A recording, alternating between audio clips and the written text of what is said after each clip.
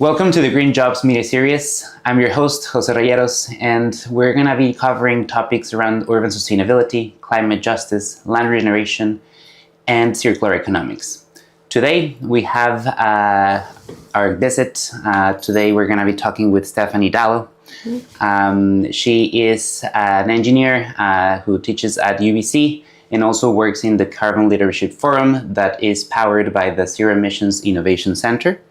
Stephanie, beyond being a scholar and engineer, is really passionate about really communicating what is at the core of her emotions. And in our previous chats, we've had such an interesting way of threading our ideas and really communicating not only your previous experience in your lived experience, but at the same time in showing how that connects back to your work and how do you provide meaning and really connect with the empathy you have for the work that you do. So I really want to thank you for agreeing to talking with us today, and I will just leave you a little bit of space to talk a little bit about how in the past you have shown a bit of that interest in connecting with empathy, in showing a bit more of how the space of STEM and your own identity has really explored these different challenges. But through that, I want to ask you a little bit about embodied carbon and go through this metaphor of embodied hope and whatever that may have meaning for you. Yeah, thank you. I appreciate that question. Thank you for having me today to be able to speak about my experiences in engineering and how it really connects to what has driven me to be in the work that I'm doing today. So for people who might not know, embodied carbon are the emissions related to production, manufacturing of like materials down to site to construction, and then any repairs or or renovations that are done through to end of life and of that material. And so when I think about that in this kind of, I like it, this metaphor of embodying hope, I think about the when we as a society or people come together and feel strongly that we have the capabilities and we have the care, to put into improving the systems that we are living in today, the infrastructure that we're living in today. And so there are sometimes without getting ahead or going off on a tangent of sunk cost fallacy sometimes, and when you pour in energy into something and need to know when to walk away. In this case, when it comes to hope, I think we need to hold on and understand that we put so much into the work that we do, that even when we experience these challenges and setbacks, that we should be still doing the most to harness all of that hope that went into something and continue to nurture it and build upon it to getting us to our end goal. Because I think there's a kind of that saying of like, if it was easy, it wouldn't have, if it was so easy, like, I don't know what the saying is, but really things that are hard, they're not that easy, I guess is what I'm trying to get at. And so we need to understand that if we're really in a way that is humbled and understanding that the things we have done have an impact and have externalities, and time tells us the impact and the severity of those things, then we should be able to look at it and think, okay, so we can solve this, and let's not lose hope on that, and let's come together and collaborate on how to do that. Totally. Yeah, that's beautifully put. And I think that as we navigate our conversation today, I really want to touch on your life experience to get where you are. So perhaps in that sense, where are you in life right now in terms of how your work connects to sustainability? And you can tell me a bit of what that path was about, but also maybe touching as well on how you encountered some of those systemic barriers, particularly thinking as a first generation woman and with both your cultural heritage and how that reflects in your persona, as well as how that also inspires a certain way of working and belonging and representing your identity in the different workplaces and in the different ways that you have developed your leadership and your role in the engineering world, but as well presenting yourself with the emotions needed for climate action. Awesome. Yeah, thank you. I mean, I'm so grateful and happy for where I get to be today. I'm now working at the Zero Emissions Innovation Center, and I'm managing the program, the Zero Emissions Innovation Center, and that program is focused on. Can we do this again? Yeah, it's like this, okay. But it's a nonprofit charitable organization that supports municipalities to decarbonize, and we're part of the Low Carbon Cities Canada. Our LC3 Center, and the purpose of our work is impact investing, research, creating partnerships, and capacity building to support the work across buildings, transportation, and renewable energy sectors. And a lot of our work right now is in the building sector. There's a lot of activity going on there. But the exciting part about ZEIC, Zero Emissions Innovation Center, is that we want to be also decarbonizing transportation and energy. And so, these things are forming, and we're figuring out how to tackle this. And we're looking, and we're actually excited that there's a lot of work happening in buildings that's going to sort of get us that momentum we need to start doing more in transportation and energy.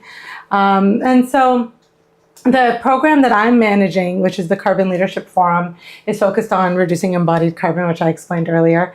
We have the Zero Emissions Innovation Center, and the Zero Emissions Building Exchange, which is an online platform for people to learn strategies to decarbonize their buildings and reduce emissions of their buildings in different ways. And we like to profile leaders in the sector. And we have the BC Retrofit Accelerator, and that's a program that's just launched, which is about supporting retrofits across various different building types. The Building to Electrification is a broad coalition, that's come together towards electrifying buildings and reducing the reliance on fossil fuels. And we have other programs like the Near Zero, which is a research and incentive program, and has various streams that I encourage people to look into. It's a City of Vancouver initiative. And the Women for Climate, which is focused on empowering women in this space of climate leaders. And then the last one that I'll mention is we've started to grow and bring on folks that are focused on economic transformation related to all these things that we're talking about with decarbonization. What does that mean for, when we're thinking about capacity building, also for the workforce that we're going to be transforming? Yeah. Okay. So when I think about the fact that I get to be in this space, working with all of these people in an organization that is committed to innovating, I think about my journey coming from, structural background, and as much as I loved it, I wouldn't have chosen that path, because if I didn't enjoy that challenge of structural engineering and design, I did notice that I had to kind of be reined in sometimes of my focus, wanting to look at other things. Like if in a bridge rehabilitation project, which I'm working on, which is a part of a larger wide roadening project, road widening, and that impacts the community, and is the transportation and in terms of active transportation safe for the people and the way they use that roads. I would ask types of questions about how we could reuse materials, or how we can design safer systems, and sort of be told in a soft, gentle way, of course, but that's kind of out of your scope. You need to just focus on this bridge staying up. And so it was a little bit of a challenge for me to, to use that passion towards solving those problems when I felt like I was sort of pigeonholed. I think a lot of people get that sense sometimes, and I think there's a lot of benefits to it, because it helps you understand how to solve problems, and sometimes in a very controlled environment, in a controlled scope. But then at the same time, it also contributes to the siloing that we see, which is why when something does fail, or there is a catastrophic result of something, or even sometimes just financial, costs that we end up incurring because of miscommunication, I think that I started to realize that my path was taking me into that like higher level thinking, and it was also tricky because as someone who loves getting into the details, I was always trying to balance that. And then also being in the space, and I guess with my identity and my lived experiences, I didn't always have, nobody in my family told me to pursue engineering. I mean, STEM, first generation parents, anybody can relate, like science, technology, math, law, being a doctor, like everybody's parents often tend to gravitate towards those types of fields. But I think I gravitated towards engineering because of my natural enjoyment, nerdily enough, of math, but also the problem solving. But not having a network to get into that, it required a lot of building that network, finding a mentor.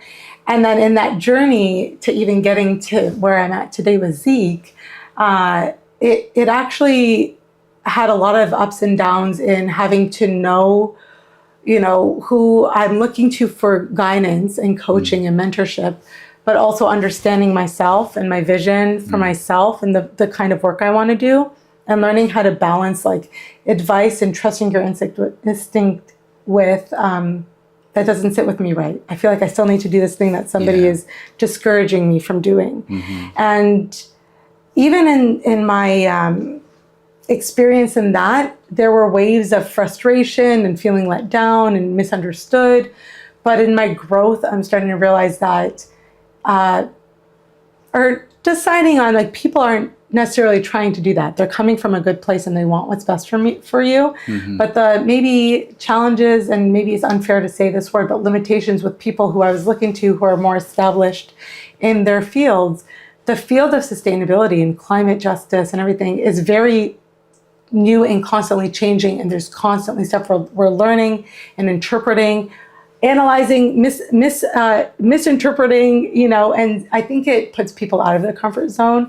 And if they're there being the experts, being the, managers or whatever, that's to them out of their scope, so they're not going to be the ones, I think I realized, to understand how to guide me in this field. So I'm glad I took the path of going back to school, connecting with other people who were committed to understanding this and learning, and also, understanding that sometimes a lot of the passion behind what I did also had to do from the layers of my lived experiences that other people just didn't have. And so that's where the empathy comes in, of like, if people don't really exercise their empathy, they're just not going to have that same type of passion. And so then you can kind of feel like it's hard to kind of get people on board to sorry if this answer was like all over the map. Maybe we can. I really appreciate it because it's rich in the way that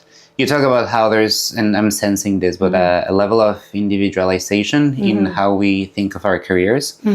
And from what I'm hearing, you have gone through that path of trailblazing your own path to finding your career and your place and what you're passionate about.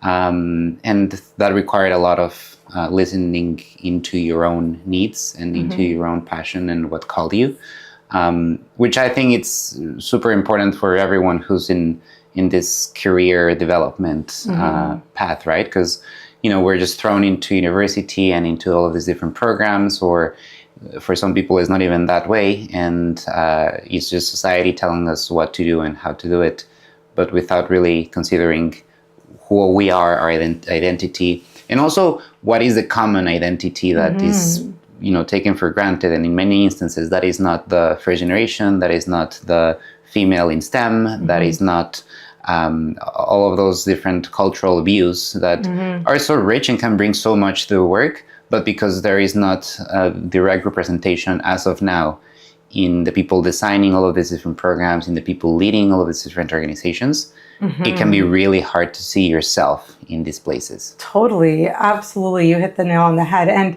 I think also learning about what we mean by diversity and equity and inclusion, representation is that like that added layer to diversity that I think people are missing, where you might have, and also you can define diversity in different ways of like different experiences and like in work, your industry versus your cultural, backgrounds. But if you have people from different marginalized groups, if you only have one person representing a marginalized group, and then everyone else identifies with one common group, that person who's the only outlier, sometimes when they say something, it just seems like the outlier, or it seems like they don't represent the whole, it's not a monolith of who they represent. That's one. And two, it puts a lot of pressure on the one person who might bring, that's why representation also means to bring more, to find more balance in that diversity that's being represented, instead of just having, I'm trying to dance around, but when you see like a board, or my experience rather, I was the only woman at a group of like a table of 20 men, or 20 white men even. And I still had a lot of like character and I was very direct, but oftentimes I would feel that I wasn't always landing with people, because what I would say maybe is bringing a different insight that could be on its own. But if there weren't other people at the same understanding of sustainability and these goals and why they matter, then I was kind of just like, okay, that's just a thought. That's a nice to know. But in fact, I heard these direct words once told to me of like, the sentiment is nice, but we need to worry about this bridge staying up, So when you bring that, you sort of get dismissed, and then you get discouraged from continuing to bring it up, because you just become a broken record. And and I'm okay with being a broken record, but then eventually the space isn't created for you to be there anymore if they know what you're going to be bringing up and they don't want to continue hearing it, So I think having balance in, the people that are around you, and making sure that you're not one person working against a current, I think it was a lesson I had to learn, because I used to feel a little bit driven by that of like, no, like, I know that they want it. I know that this is like the direction people want to move in. And I know that like we from a larger top down talk this way. So I will do the walking and getting people there. And then it just didn't always go that way. And so where, starting to figure out like, but this is important to me and I know I need to do this. That was like, the beauty of that is it took me to meeting the people who were there too. So that I wasn't a lone wolf in this, it's actually, it takes a village, as they say. That's a great way of putting it.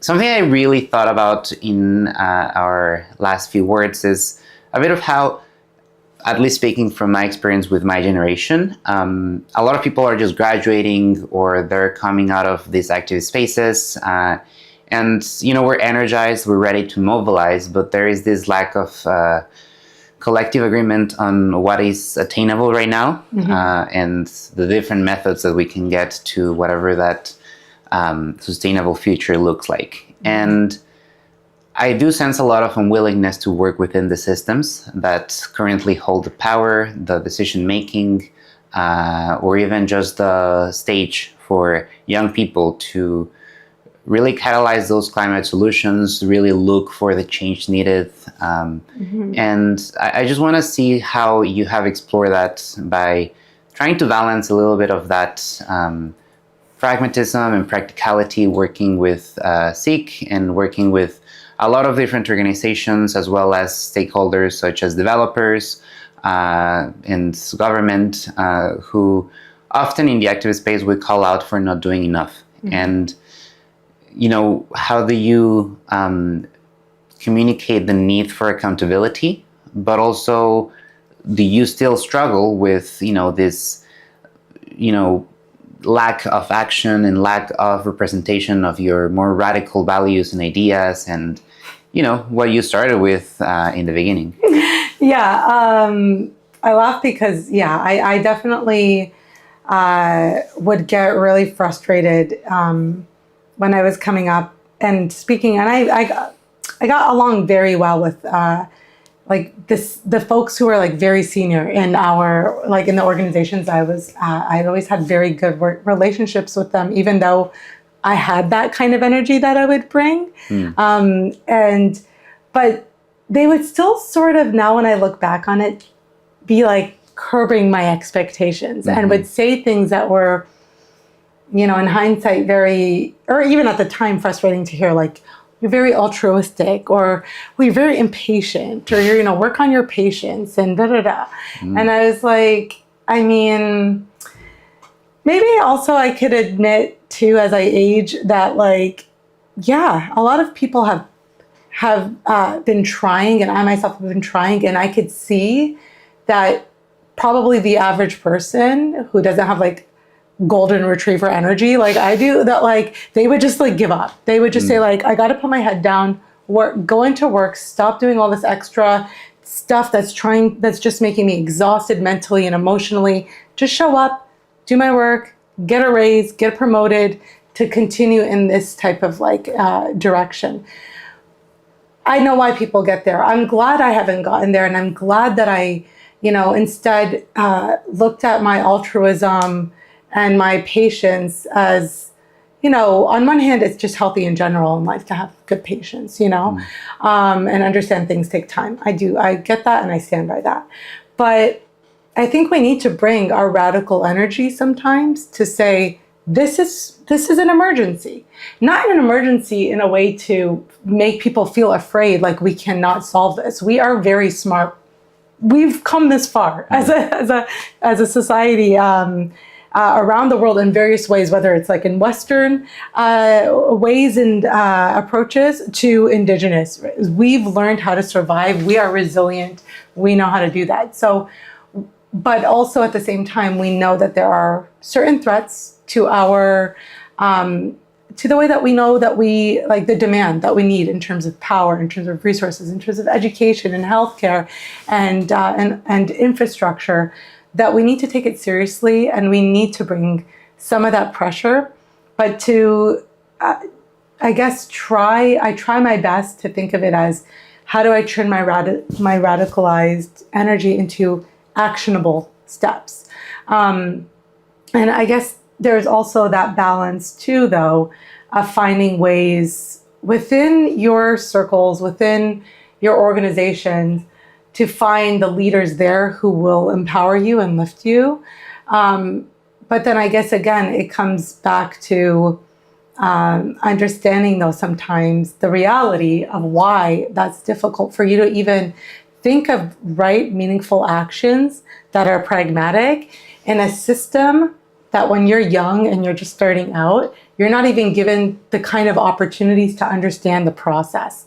You're sort of just given this like, hey, do this work, do this little task that fits into the bigger picture that's above your pay grade to understand how it all goes down, and also people, I'm not trying to be negative in any way, but just the realist and being as real as I can in my experiences of probably what was happening, of maybe why sometimes I wasn't put in front of clients, even though I had always really good experiences with working face-to-face with clients, was maybe some people in the organization, I can say this actually confidently, almost being afraid of the things I would say, because then it would make them accountable to delivering on these things, that they were not ready to take those types of risks, to be like innovating in that type of way.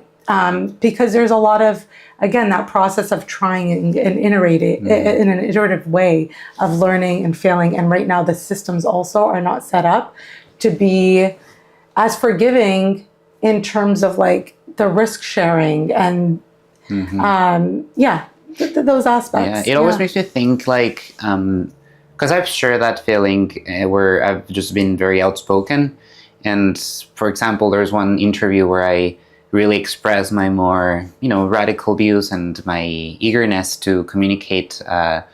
I don't know, it wasn't a communications role, for example, so I talked about the need for more decolonial language, and especially today that is Truth and Reconciliation Day. Yes. I wonder if at some point, if I am in a position that I have valued for so long, and I'm in a position to say we should probably see how we can, take accountability in our organization to the Truth and Reconciliation calls to action. And if that is going to jeopardize my job at some point in the future, then you begin to think, how much am I willing to sacrifice? And if in even the case that, say, I am too eager to say something that people will not be happy about because, our institutions and organizations are embedded in colonial systems, will that, number one, in any case, get me, not a growth opportunity in the future? I wouldn't say get me fired, but if I did not have job security, will someone else, maybe an organization who does value that impetu to be vocal about things, will they hire me because I am willing to be part of that and sacrifice my individuality for the collective?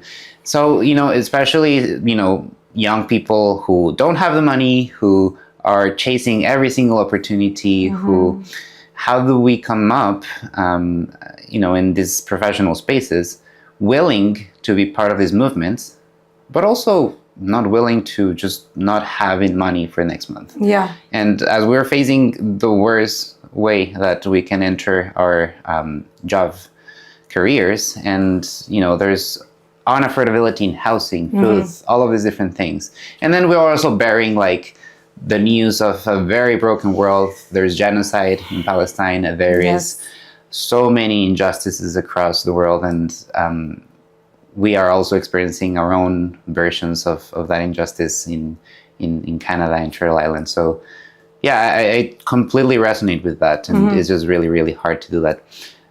Something I would like to steer from this conversation is, we mentioned at some point this meme around how growing up under capitalism is also pushing you to unlearn empathy. And I think that I would like to hear more about what that has meaning, especially as your career has advanced and you have explored more of these spaces where you're in the room with decision makers and with senior leadership that often doesn't look like you, doesn't have the same experiences as you. And yeah, I don't know, especially on that sense. Yeah, I mean, oh my gosh, thank you for all of that. First of all, yeah, today is National Truth and Reconciliation Day. So I'm glad you brought that up so that we can acknowledge the land that we're on, which is the unceded and traditional lands of the Musqueam, Tsleil-Waututh, and Squamish First Nations. And when I think about what that means, and I think about,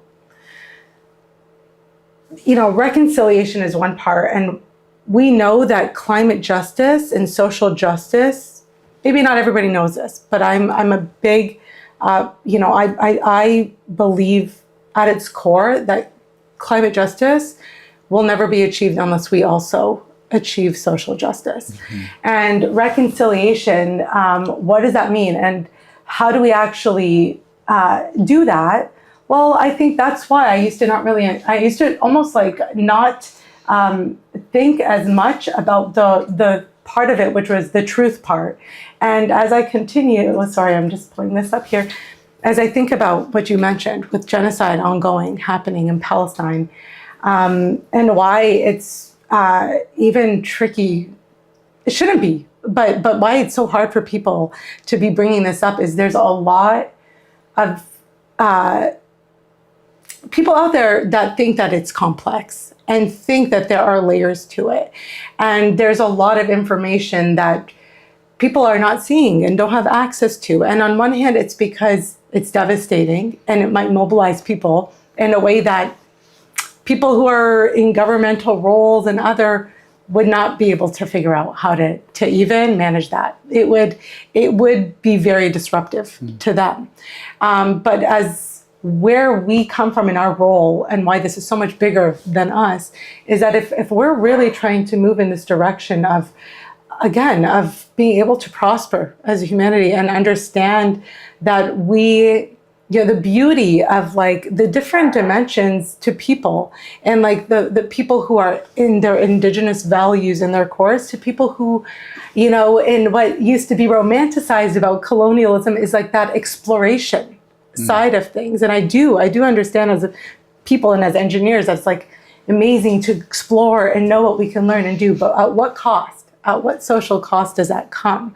And so, to like recognizing my role or my relationship to this land, I think about, as a first generation Assyrian, Armenian, Chaldean, my family was displaced, and there is generational trauma that influenced me in the way I moved through life, and that caused layers and challenges that other people who didn't have those experiences could never have understood, and I would have never even been able to explain it or even comfortably ask them to like have that type of like understanding and sympathy for me. Yeah. But then when I see these things happening in the world, I think we need to be able to acknowledge that we cannot talk about truth and reconciliation. We cannot talk about land acknowledgements in a way that alludes to these things being a part of the past, when currently today colonialism is ongoing, it's happening now, and it's actively working against our climate and our social and our sustainability goals. So if we cannot, and then for people who might hear this, that might feel angered at what I'm saying, and they feel that all I can say to those people who are really in this space of climate and really care is to, again, bring compassion and bring empathy and try to understand that there could be layers to this, that without sounding a type of way, we've been molded to be thinking about things a type of way. And even my understanding of what's been happening has changed drastically in the last year because of me choosing to do my own learning and critical thinking. We cannot rely sometimes on the structures that exist that we are calling out as having failed us to be able to tell us what is going on and how to move forward. We need to, and I think it, without sounding cheesy, should always come from a place of love, of, I think in this, back to the main point of that, capitalism kind of, is what causes or how is it, like unlearning, it made us unlearn empathy. I think that there's a lot of stuff happening in the world, or narratives even of like, oh, for your mental health and wellness, you need to just check out and tap out. And I would almost warn people of that. If people are telling you that, why? Because I would actually, it's not about calling people out, it's about calling people in and to say, oh, actually it's more pessimistic for you to think that the world is just terrible and you have to just check out and be on your own, in your own, taking care of yourself to be able to survive this. When rather you can look at it, or I invite you to look at it as, this is a terrible thing that should never happen. Yeah. In fact, I cannot believe that we even see movies and pop culture and this referencing, making movies that have played on our emotions of like liberation and freedom and this, only to see these things unfolding before us in a year where we acknowledge the atrocities of colonialism. So I think we need to realize, or what I've realized, and it's helped me a lot, is that it's actually positive. My outlook is positive in that this is a terrible thing that I didn't even realize the scope of it and the gravity of it that was happening. Now that I do, I've seen it, I've bared witness on it, and now I can understand that there's a lot of work that needs to be done. And my sanity comes from the other people who see that this is just non-negotiable. We cannot allow these things to continue. This is the most truest form of reconciliation, would be to be listening to the voices of these lands, hear the indigenous people of these lands today, who are asking and calling on our governments and to see what's happening as this is working against reconciliation. And I think that in some ways it's going to be messy to try to move forward from that, but that's a part of transformation. It's not going to always be this perfect, easy path forward, but that there's a lot of opportunities for us. Because if that's where we're at, I think we can only get better, right? Totally. So, yeah. And that brings a lot of hope, I think. About a year ago, when people were coming out to disagree with just the lack of action and verbalizing what was happening in Palestine, and like a year into retrospective, that brings me a lot of hope. How, the BIPOC voices that are, putting forward, and also the non-BIPOC voices, but I think that solidarity that happens in those formal spaces brings me a lot of hope.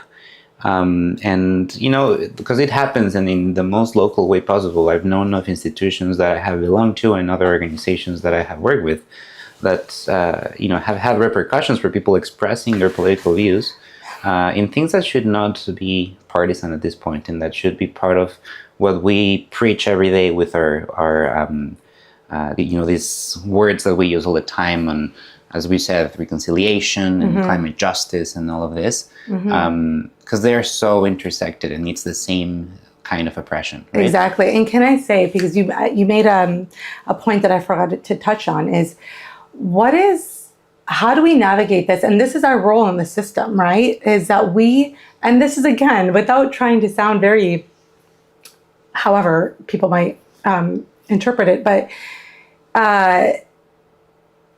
we feel that we cannot speak, and we feel fear about showing up. Again, this is not even about the individual at this point. This is so much bigger than us.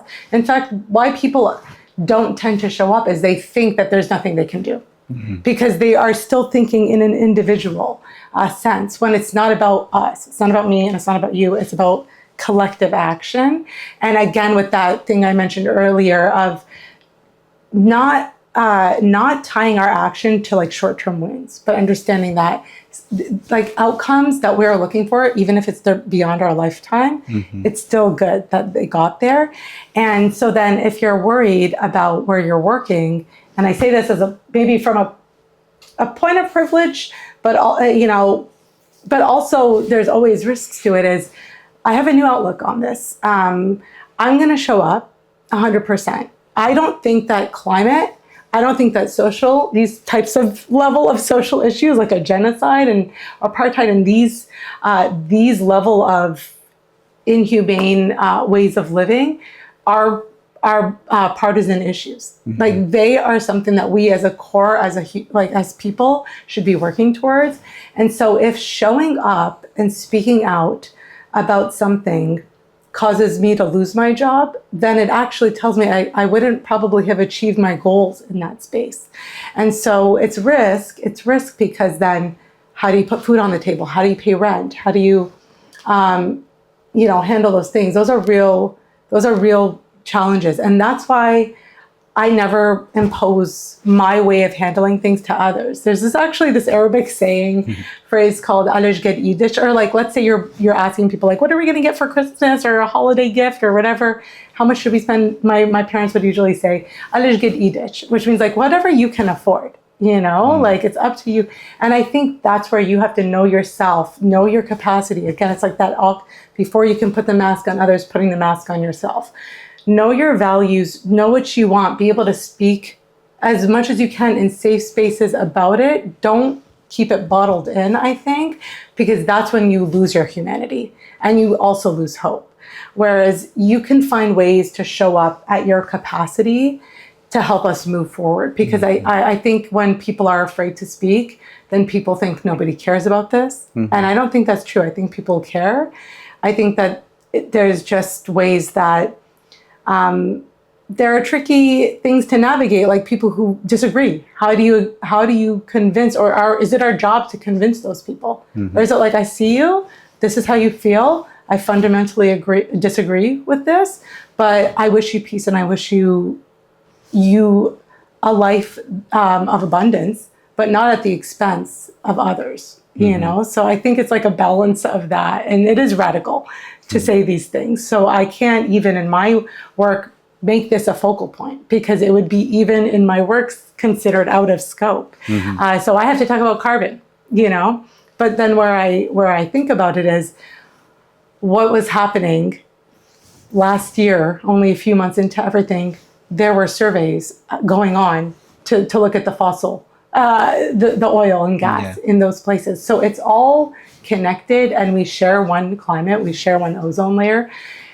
So we need to be able to make these connections and these ugly truths and these hard ways that feel like, oh no, that's a different region. It's like, no, we need money to do all of these things for climate action, you know? And I will have to say something else on that, but we need money and we need funding. So where can we get the funding?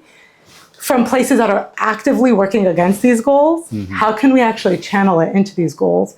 And in ways that like develop social programming, help people in those like real ways that they need help on learning certain fear and hate. I think it's a lot of fear and hate that are making people to these extremes. And it simply doesn't need to be that way. Like, again, this is my altruism speaking, but it really doesn't need to be that way.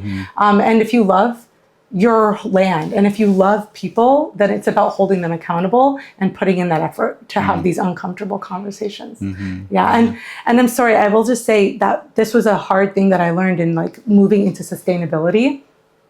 And I wonder if other people can agree or say that they've had similar experiences.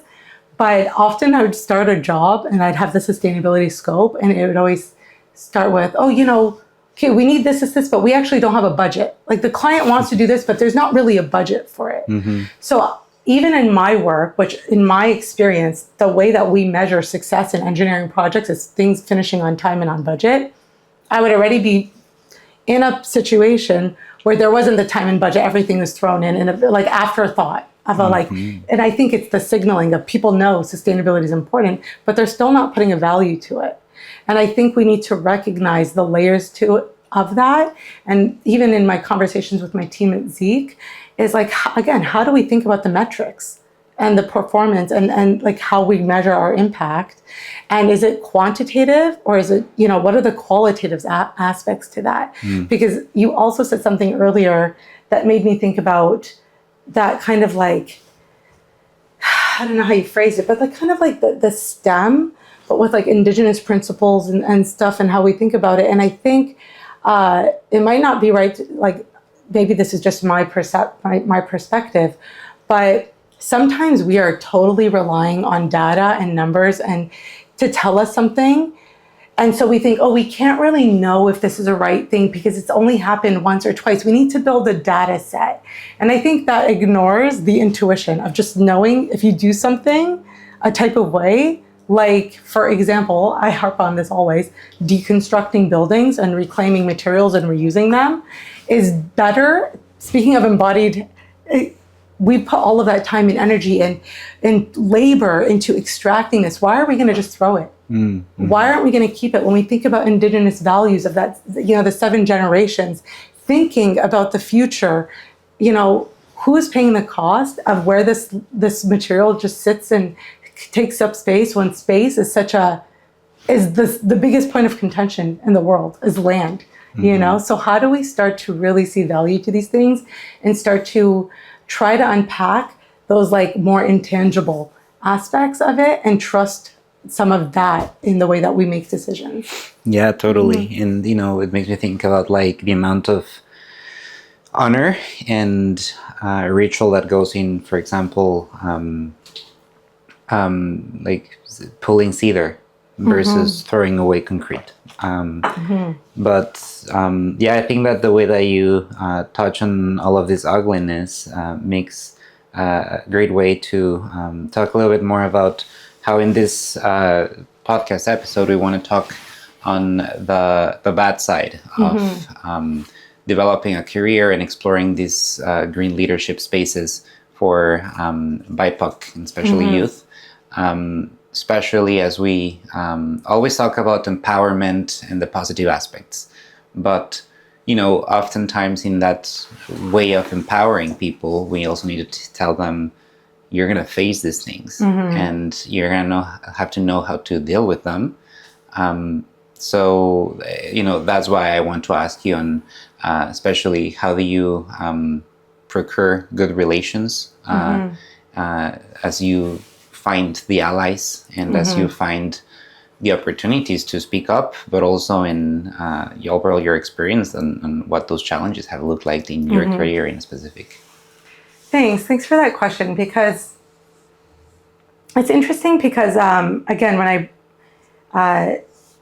wanting to answer these questions on a very honest ways, I feel like it's a lot of introspection that went in. And so if I could come off ever like in this very, you know, philosophical way, it's just really I think it's important to reflect, right? To learn how to navigate these situations. And I felt that, you know, I was always prioritizing like how to convince people and how to get people on board, and, you know, and like trying to constantly navigate egos and keep other people liking you, right? And people always used to say, not always, but I've had people call me like a people pleaser.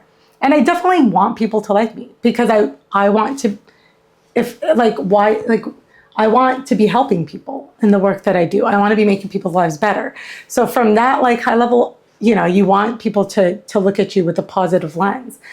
But then I started to realize that, you know, sometimes it's really difficult to, you know, I always show up authentically, or I always tried, at least maybe in the last 10 years, I've been more actively realizing like, who am I and how do I want to present myself? And like, what am I working? What is a vision that I want for myself? And how do I just embody that until I get there? And I realized that the hardest, like heartbreak and like the discouragement, is when you do show yourself fully and your goals, and it's sort of used and harnessed until you start to realize that like, oh, I don't think I'm, you know, for lack of better words, I feel that I'm getting pushed out, or I feel that I'm sort of, again, getting sort of this like idea that, okay, Steph, the sentiment's nice, but like, just do this thing. Nobody's asking for all this other stuff, you know, and being told like, you might want to think about the energy you put into this and how it's helping you and how it's helping your work. And again, I had to realize that isn't about me and my work. It's about the organization and the work they wanted me to do. And on one hand, you know, there's a lot of great learning and experience I received from being able to be involved. But funnily enough, I feel like a lot of my learnings was what not to do and how not to handle these things, or where the gaps still were and what I wanted to fill in those gaps, you know? And so I think that, you know, it could be really up to the energy each individual wants to put in. And sometimes you see, oh, I know this person, you know, wants to be an ally or wants to do the right thing, but they have these blinders on, or they're still being influenced by, you know, their groups and people in power that are sort of like influencing their way of thinking. It's up to the individual and the way they want to show up and put the energy into trying to get people kind of like in the middle, find that balance. I think for self-preservation, sometimes you have to know when that's not going to serve you. And in a way that kind of like, you know, how to say this, sometimes I realize that I put people on a pedestal almost, where I thought like, I need their buy-in. I will never get there. I will burn this bridge. I need that. It's like, no, you don't. Actually, no. If they're not there yet, they'll have to get there eventually, or they will become obsolete. They won't keep winning this work, because the reality is we need to start doing better. Like, we need to figure these things out. And I don't say this in a way of like, oh, it's so easy. Engineering is already a challenge. Like structural design in my world, I was already struggling with just doing things that we've already been doing over and over again, because there's always different factors to consider in design. And you know, so there was always that part. And now you're introducing this other challenge, you know, and engineers, again, from that lens of empathy, how do we recognize that their whole, like everything an engineer thinks of, this is actually something I leveraged in my advocacy is, you know, we're liable. Our reputation is on the line when we're engineers stamping something, sealing something, designing something. And ultimately also, we need to protect people and keep people safe. So I love to use that, in fact, to say, okay, so, hey, engineer, we need you to build this building. Or, hey, we need you to rehabilitate this bridge. And then we know the knowns, we know the assumptions, we do the thing, we get there. Well, now we have a new realization of like, oh, we know now that doing it like this is going to lead to this bad outcome. So isn't it our due diligence to be now accounting for that in the way that we approach our designs? Like I try to bring that lens and to inspire engineers to say, you know, if I can use my own, you know, and I know I've bonded with other engineers about this, it's like we like to problem solve. So this is a problem now, and now we have to solve this. So how do we do this, and how do we build relationships and collaborate with people so that we do it in a way that gets us there and is kind of in a way that's forgiving? And I'll use these engineering terms for people who are in this space, hopefully, but there's like a difference between ultimate limit state design and service limit state design, of like factors you apply in your design to prevent like catastrophic failure, versus like if something failed, it's just like a serviceability failure. We can actually repair that. You know, I think we need to think about these like ultimate limit state and service limit states in like codifying these sustainability strategies or standards or anything, and start to really try to work towards raising the bar so that it's not seen anymore as this like nice to have value add. Look at us, we're better than them because we're sustainable. No, sustainable should be like a bare minimum. We want to thrive. So be sustainable, and tell me also why I want you as a consultant, or you as a contractor, or you as a whoever in this team, because you also do your work in a more efficient, productive way, the way that you engage and bring new perspectives in the way you design and innovate. It doesn't need to be, oh, also we're not destroying the world. That shouldn't be like the baseline, you know? So I think about that. I hope that answered, but I do think that at some point, learning to walk away from, I'm not going to get to this person and I don't need their validation. I trust that this is what I need to do. I wish I didn't have to sit here convincing them and we were working together to convince others, but I need to now cut my losses here, not abandon this person, make myself available to them when they're ready, you know, instead of like carrying any like anger or pettiness around it, but just move on, find the people who want to do the work, find the people who, from all levels of like the grassroots to the top down, and start working together. And then there will be those, the laggers will follow. I really like the more objective way that you put that forward. The way that I hear it is, you know, on the one end, you can be that, and not to call you out on that way, but I think that a lot of people resonate with being the diversity hire that is being given all of these new things that somehow we never thought about for decades, that are new with, say, circular economies. And, you know, suddenly we start thinking about all the ways that we stopped thinking about, or all of these different unanswered questions that, you know, are truly mean sustainability, but no one wanted to touch on them because they were so hard for so long. And now we're catching up with technology, we're catching up with how we think about these larger systems that, in all of their inefficiencies and externalities, we're beginning to care about those. Also, I want to celebrate how hard it is to just think about all of these things, and how engineering is such an art itself in being so meticulous. And, you know, sometimes I'm like in the corner of a 14-story building, and I'm like, it's crazy, I'm standing in the corner and nothing is happening. I love it. But yeah, I mean, it's optimistic to think about how we can actually make even more precise things that care and that have empathy at the center of them. And beyond any practical advice that you could be giving young people from an engineering background, from a structural background, from sustainability, I think that is really realizing about all these truths and things that people will face, but also about what gives you hope, and how you have communicated today that, you know, you are where you are with these different tools and with these different perspectives, but it seems like you really communicate that with a lot of pride in how you do it. Thank you. Yeah. Thanks so much. I appreciate being able to just share with people today. I think, you know, my biggest like I try to like just especially in the last year, understanding so much more about what's happening in the world, just always remembering to just have gratitude.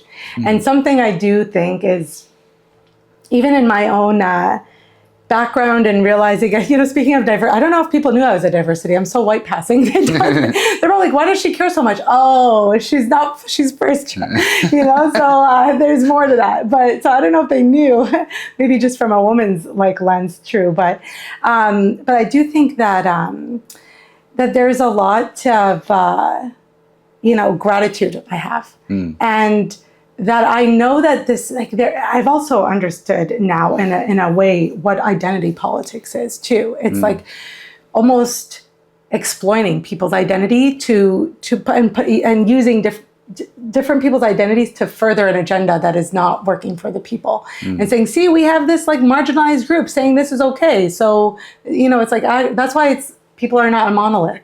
And what is driving, the push for us to address climate and social issues, So I think there's like unpacking that is something I'm constantly working on and trying to understand, but realizing how grateful I am for the relationships I built in my life. And I still have close connections with people from when I was a child to high school to university. And then the mentorship is just one thing I want to leave with people, is how important it is for you, especially if you are, part of a racially marginalized group or just other marginalized groups of folks that don't necessarily have those kind of connections, is like trying, and even me, like reach out to me really. And I will try to see how I can use my network to connect you to folks, because it really is about, not even approaching it as, I want a job, can you help me find a job? But rather finding people who inspire you, who you like their journey, you like their work that they do, and just starting and leading with, tell me about your journey and how you got there. And that's how you build a good relationship. That's how people get to know you and what you're looking for. You make that connection, and then you start to find the people who are trying to get there. And because I think the difference as a first generation to my own parents is, we are lucky in that we have a lot more tools than they did, even when it comes to how we navigate our mental health and our identities that we're kind of all, that are so much layered than just the binary that we've been originally introduced to, right? Or westernized into looking at things as. So it's changed the way we're going to approach design, because back to that, maybe I mentioned it earlier, about the assumptions we make when we're designing. And that course that I'm teaching at UBC is Urban Systems and Society, and is about all of the social context in which these urban systems, these transportation, water, energy, waste collection systems are designed, planned, operated, maintained. So what are the challenges that a director would face in trying to like solve problems within the technical aspects, but the social aspect of how people access these services and even engage with them. And if we make assumptions based on the way we just perceive people without giving ourselves the like space to really get to understand that people are a lot more than just he or she, okay? There's more to them, then it can make us design better. Yeah. That's a lovely ending. Well, I appreciate you, Stephanie. Thank you. That was an excellent conversation. And thank you so much. Thank you so much too. Awesome. Thanks, Jose.